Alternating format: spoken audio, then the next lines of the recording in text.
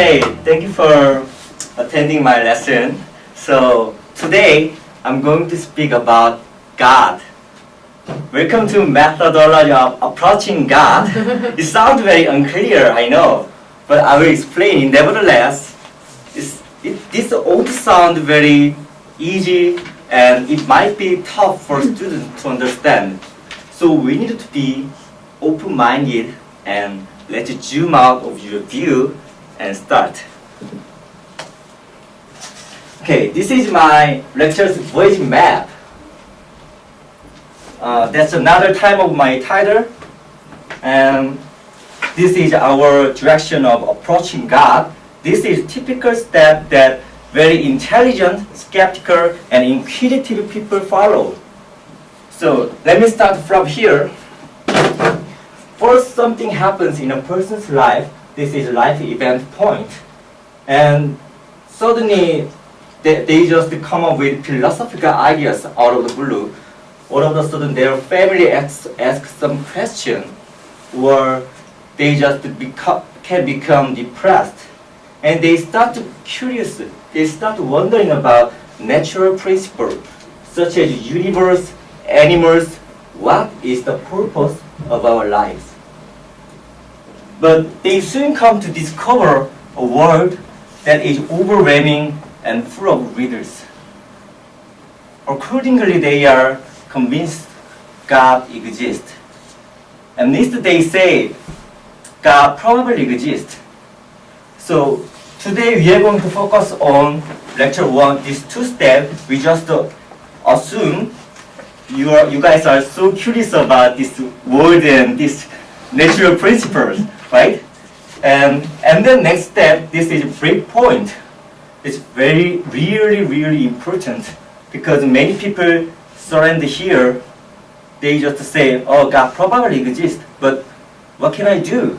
There's nothing to do with me. And they give up. However, some people start to compare religions and they might analyze the Bible in order to reach the truth. Because the Bible is the most dominant and remarkable reference to learn about 3 major religions. So finally they will make their conclusion here. So, clear? This is our resume and we are going to follow this step through lecture 1 and lecture 2. So before I go on, let me tell you about a little bit of my story. When I was studying biology in first year university, my friend asked me, how come do you believe in God without scientific evidence? So I answered, how come you don't believe God without scientific evidence? We wouldn't refute each other's question. So there's two premises. Two premises don't have any tangible and visible evidence. So let me simply ask you, who do not believe God exists? I mean, it doesn't matter your religion, just who do not believe Creator exists? Please raise your hand. Only two people do not believe God exists. Good, you don't have to. You don't have to listen my lesson. Okay.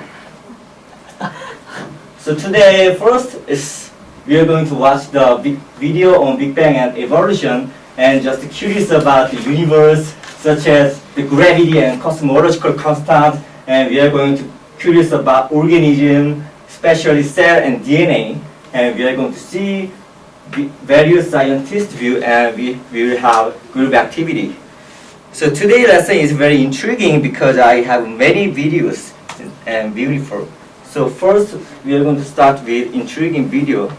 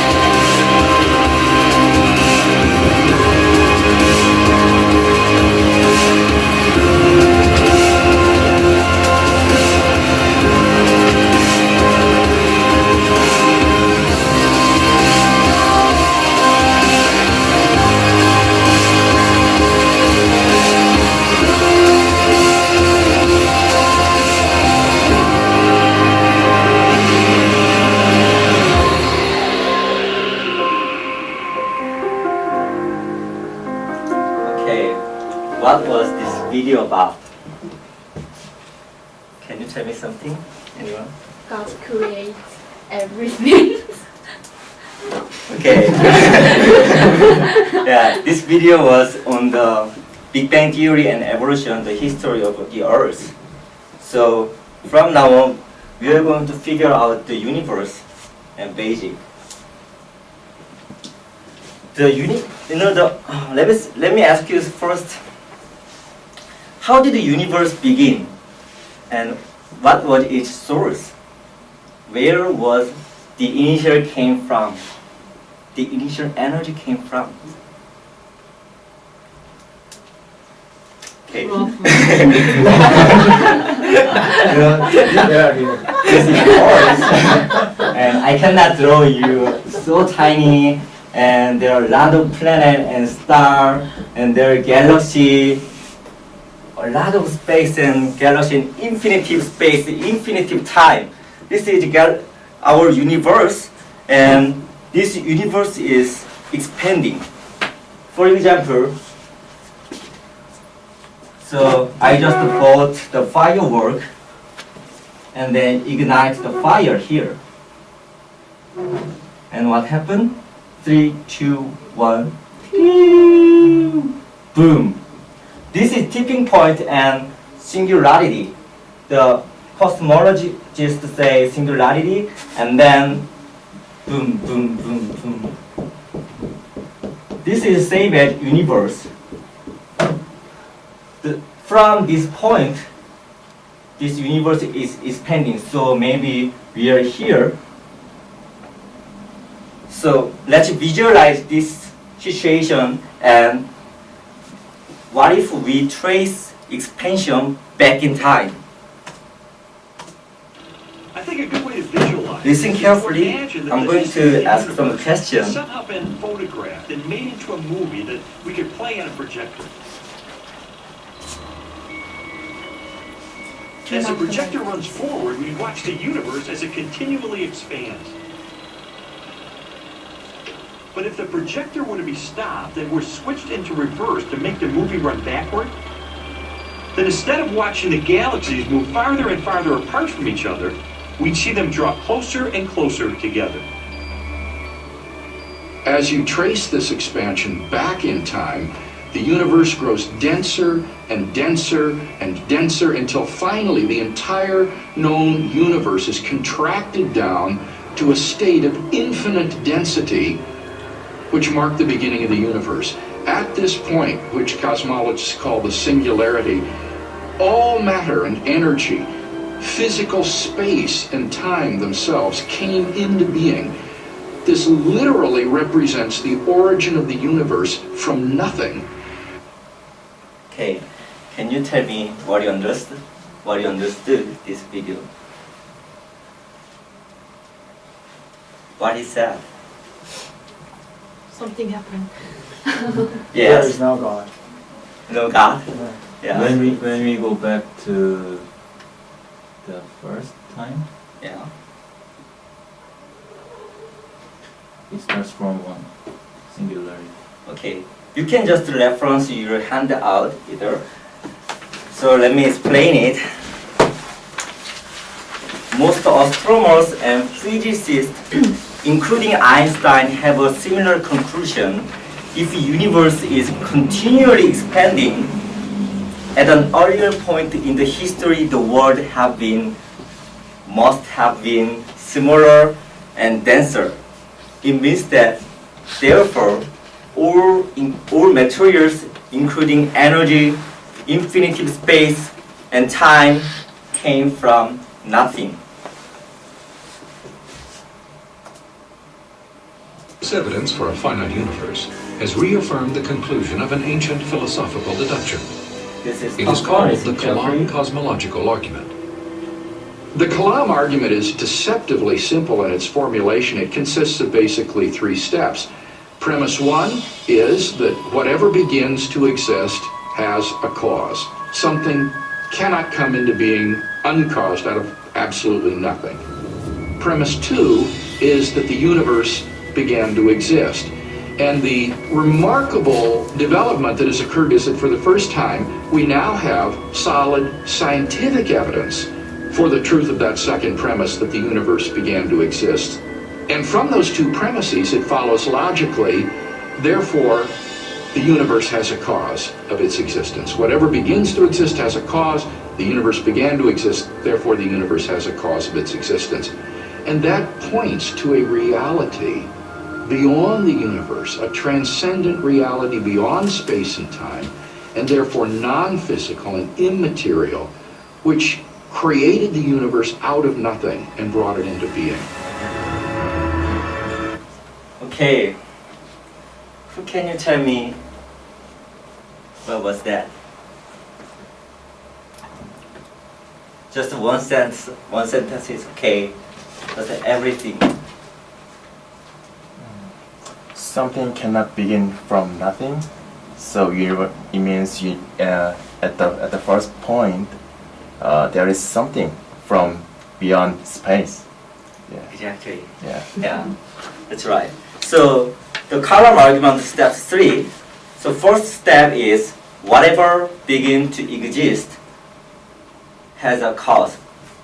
It means that, for example, this is desk. This desk has a cause.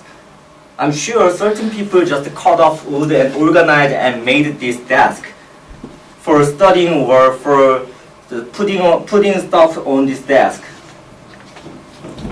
So step 2, universe began to exist. Okay, let's think about it. This is a point from the beginning, but we don't know before the point what happened. Universe also exists, but long time ago, universe was nothing. So therefore, universe has a cause. What it means by that is quite profound. The universe is infinitive space and time. So the creator of the universe must transcend beyond time and space. So God is necessary for universe to exist.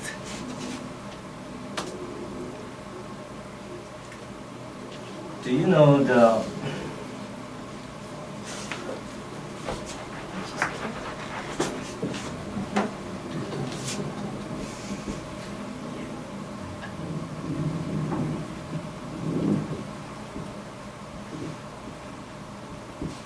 Do you know this formula?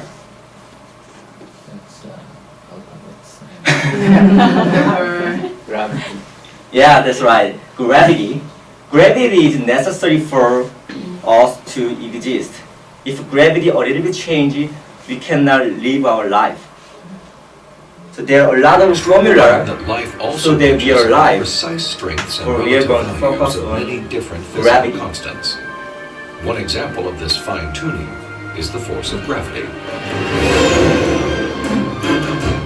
Imagine a ruler divided up into 1-inch increments and then stretched across the entire universe, a distance of some 14 billion light years. For the purposes of illustration, the ruler represents the possible range for gravity. In other words, the setting for the strength of gravity could have been anywhere along the ruler, but it just happens to be situated in exactly the right place so that life is possible. Now, if you were to change the force of gravity by moving the setting just 1 inch compared to the entire width of the universe, the effect on life would be catastrophic. No large-scale life forms could exist. Anything that was more than the size of a pea would be completely crushed. Okay, and this video will talk about The universe is cosmology spread so about that its material expanding objects speed. can't form. So you can't get stars and galaxies and planets, and types of things that we of course take for granted in our universe. As I said, the universe is continuously expanding, Physicists but have determined that speed the of cosmological expanding constant is is very, very fine-tuned to 1 important. part in 100 million billion. Such precision has been compared to traveling hundreds of miles into space, then throwing a dart at the Earth. and hitting a bullseye measuring 1/trillionth of an inch in diameter, an area less than the width of a single atom. Just consider those two parameters, gravity and the cosmological constant. Their level of fine-tuning is to a precision of 1 part in 100 million trillion. Okay, can you tell me what you understood? Trillion. Okay, except that. First video, Yeah. every we have to be light gray. So even though just 1 inch the gap affect our life catastrophically. Oh, that's right. Anyone who other opinion? Taka? So Miracle. Yeah. You know what? This location and this condition is fine-tuned by Cradle. Do you know what it means fine-tune? It's precisely adjust. Someone precisely adjust this location, therefore we can alive.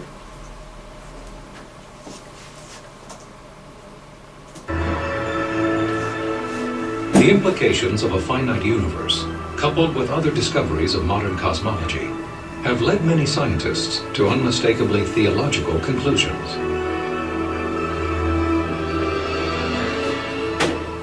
There is no ground for supposing that matter and energy existed before and were suddenly galvanized into action. It is simpler to postulate creation ex nihilo, divine will constituting nature from nothingness. The chain of events leading to man commenced suddenly and sharply, at a definite moment in time, in a flash of energy and light. We can't understand the universe in any clear way without the supernatural. Okay, again, how did the universe begin? What was its source? Where was the initial energy came from? All scientists cannot explain about those questions. So we were just following the evidence of universe. So it's pointing clearly, persuasively, and powerfully in the direction of crater. Do you have any questions so far? no. No. Okay, good. We have been talked about the big world. From now on, we are going to move on to small world. I mean, biology. Do you like it?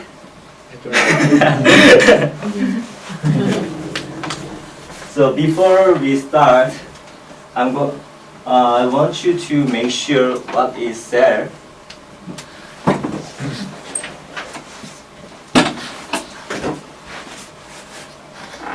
This is chromosome and ribosome and DNA and chromosome and ribosome and Golgi complex, something like that.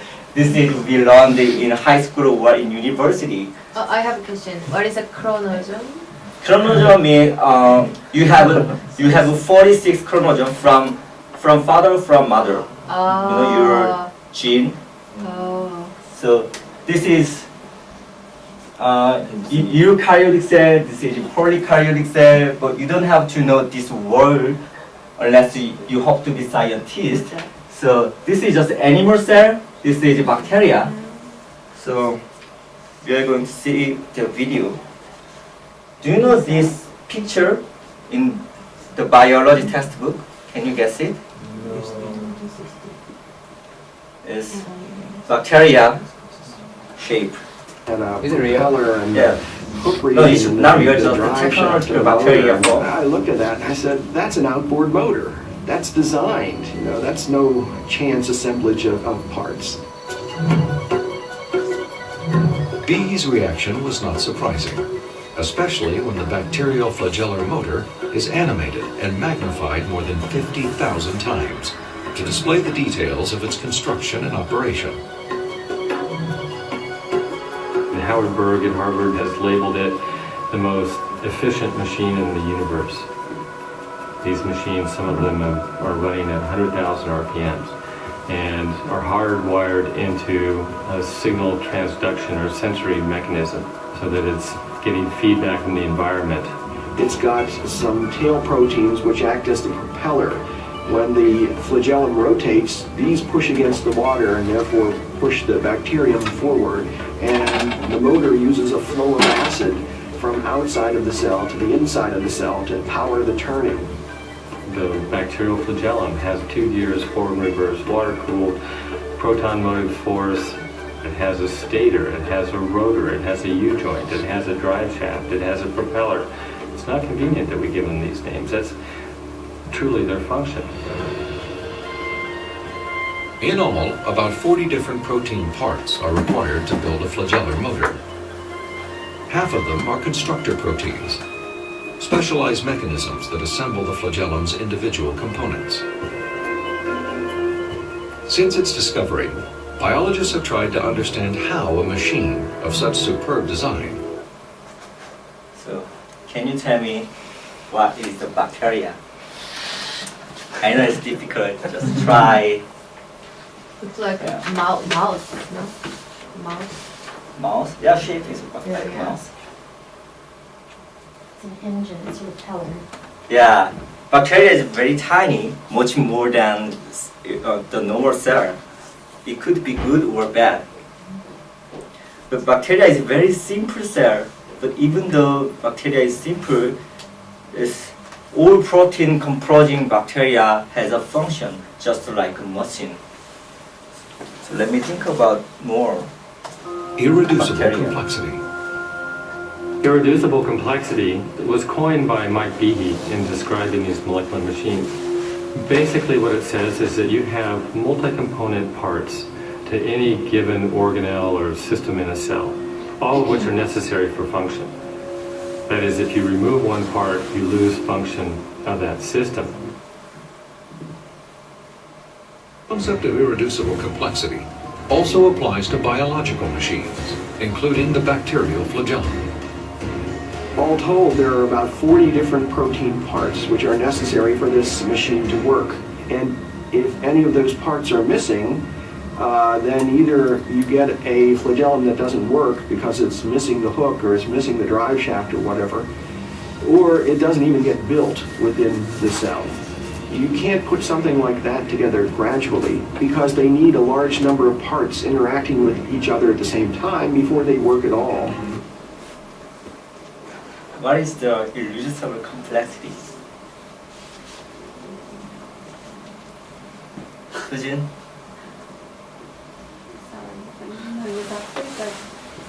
Actually, if some of the part is missing, it doesn't work. The bacteria's the function. Yeah, exactly.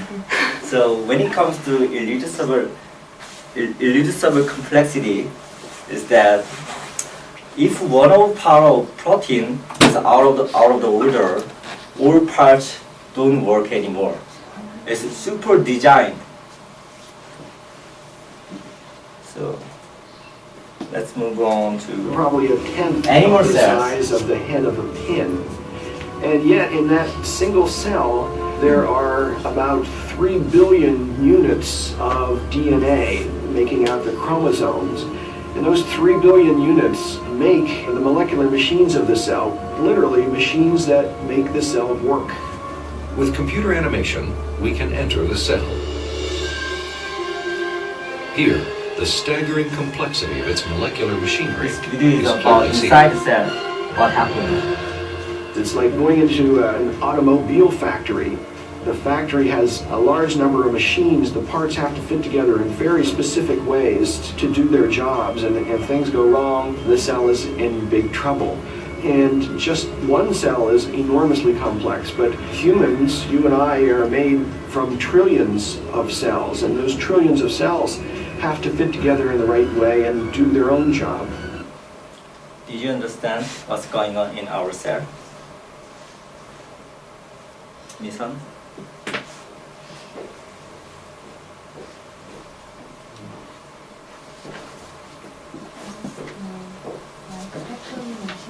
Oh yeah, yeah. Something happens in our cell, but exactly same as like factory, like very organized, very sophisticated. So, how unbelievable, how amazing is this?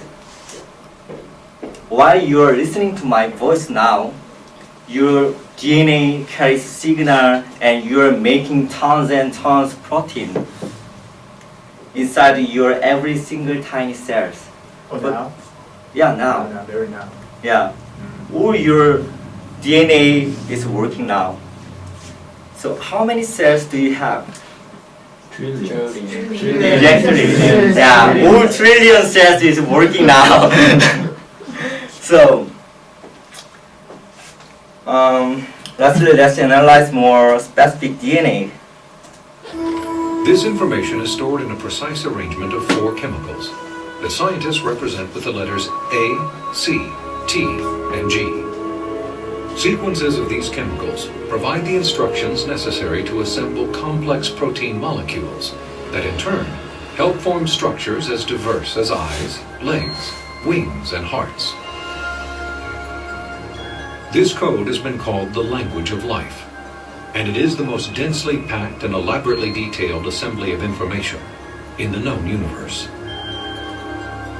Geneticist Michael Denton has estimated that the amount of biological information necessary to build all of the proteins in all of the species of organisms that have ever existed on planet Earth could be held in a single teaspoon. And we'd still have room left over for all of the information contained in every book ever written. The more I learned about DNA, the more I understood the significance of what Stephen Meyer called the most fundamental question facing biology today. Where did the information in DNA come from? How did it arise in the first place? Okay, what is DNA? Just 100 years ago, nobody knows DNA functions. Recently, we found the DNA and we take advantage of DNA in our life. What is DNA? The information. You cannot compare to supercomputer.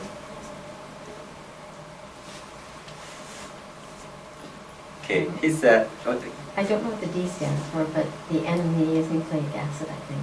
oh yeah, Sorry about that. no, it's okay.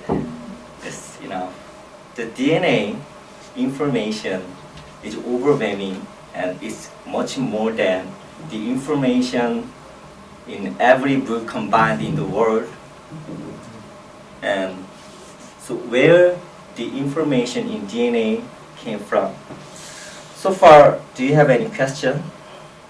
I know it's very tough and it's very difficult. You don't have to know all those theory and you don't have to know this basic. Just I want to tell you about how amazing, how complexity, how organized. It's super designed by something. It's not simple. So now, just take a deep breath and feeling this video, what's going on in our body.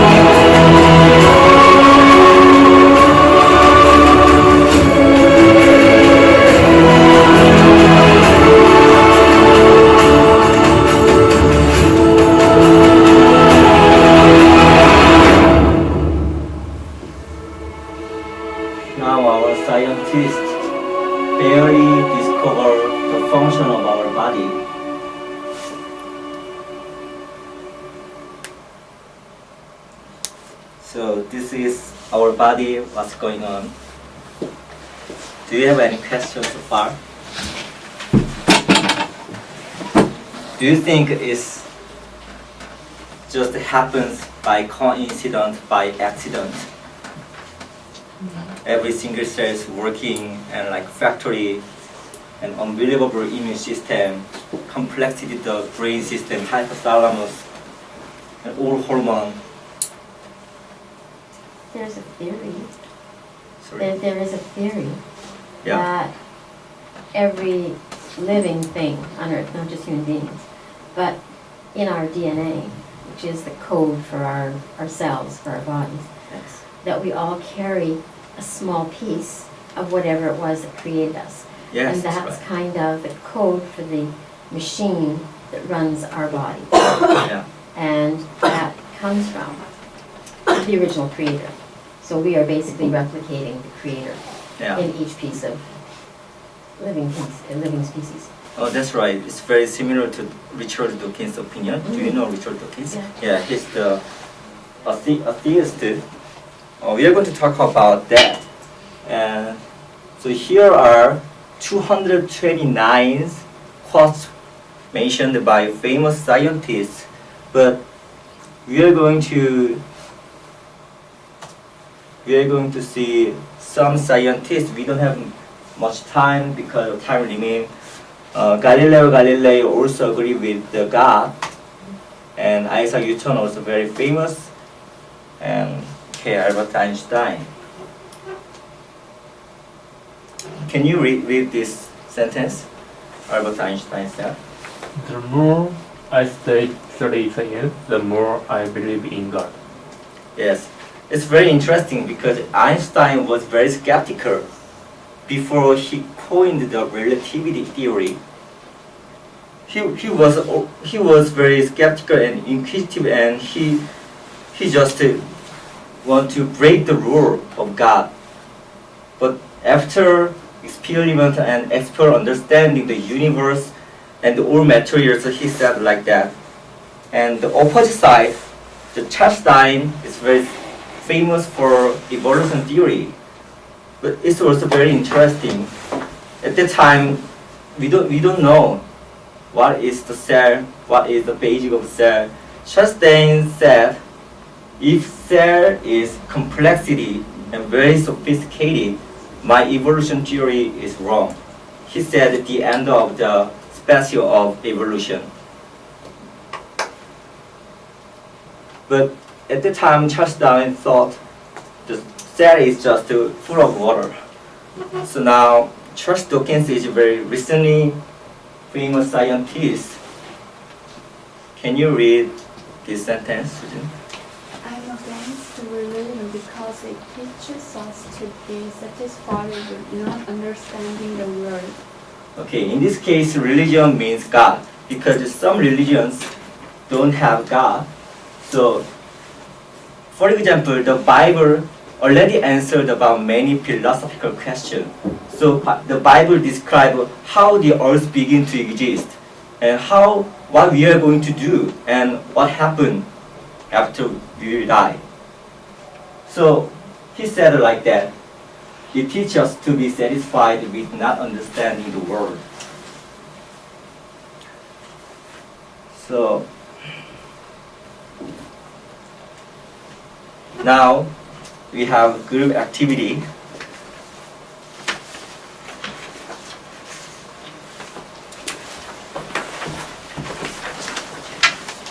Group activity. Yeah. Just from here, three groups, and four people or one group. So just answer some question, just shortly. One sentence is okay, and then discuss and pair work each other, and do presentation for 3 minutes like that. So I'm going to give you 5 minutes to answer. Okay, let's wrap up. Could you please say your opinion from here? Just Sure. yeah. Does anybody else want to say it besides me? Oh, you people are so scared. Okay, so in our group said yes, we believe that something exists, perhaps not by the name of God, but something exists. And our reason was the physical evidence of people and things on the planet shows that something, perhaps God, a creator, made a perfect machine. The second reason is that the perfect conditions for the planet to exist. And if they didn't, the planet wouldn't be here, and neither would we. So the conclusion that we came to, thank you, was that people need to lean on some belief that explains existence. Okay. God. Oh yeah, thank you. Okay. And here, you guys talk a lot. Who can wrap up? You. Okay.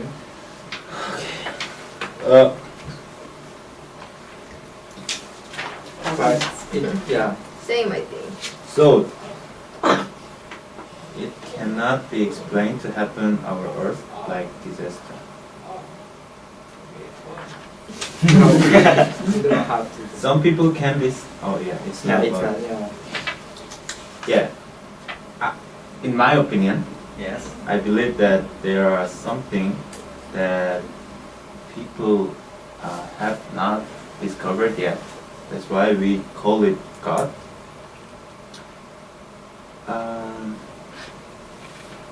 Yeah, that's my opinion. In conclusion. In conclusion, we cannot believe in God because there is, I don't know. Okay. There's no tangible evidence. I mean. How about this group? How do you think? Our group. Yeah. Yeah, I know. I'm sorry. But I thought you have confidence to be.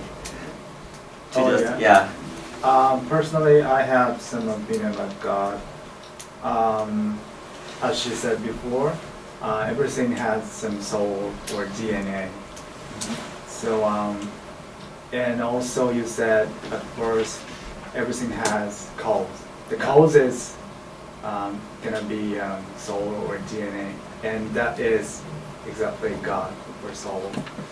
So, even though some stone or wood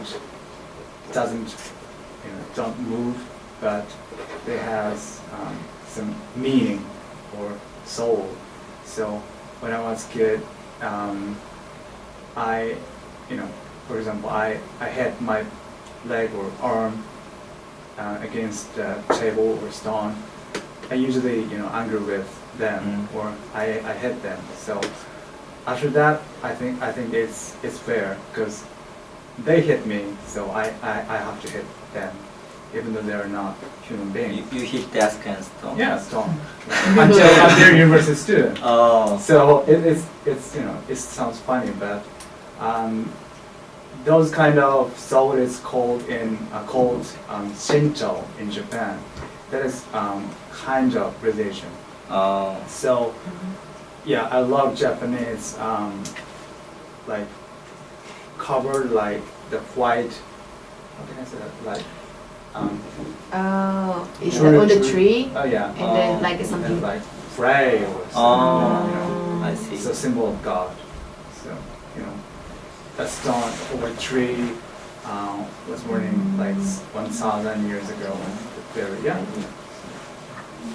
Okay. That is God. So in conclusion, we've learned about the evidence of universe and biology. Many of people are here now. So we just assumed the creates the universe and animal and anything. So we just asked some question, philosophical question, and we just studied a very deep level of universe. That was very amazing and complexity and sophisticated. It looks like it never happened by accident, by coincidence. So we are now here, but it doesn't really matter if you have religion or you don't believe creator exists. But you need to know what they are. Otherwise, your curiosity never stop emerging our beyond rationality. So, as I said, many people just give up. Oh, maybe God exists or not, but how amazing complexity this world. What can I do? There's nothing to do with me. But some people, in our lecture 2, we are going to compare religions and just I will show the evidence of Bible, and we are going to make conclusion. Here's no answer, but after my lesson 2, you are going to make your strong answer. So, thank you for attending my lesson. Please complete entire steps. Thank you.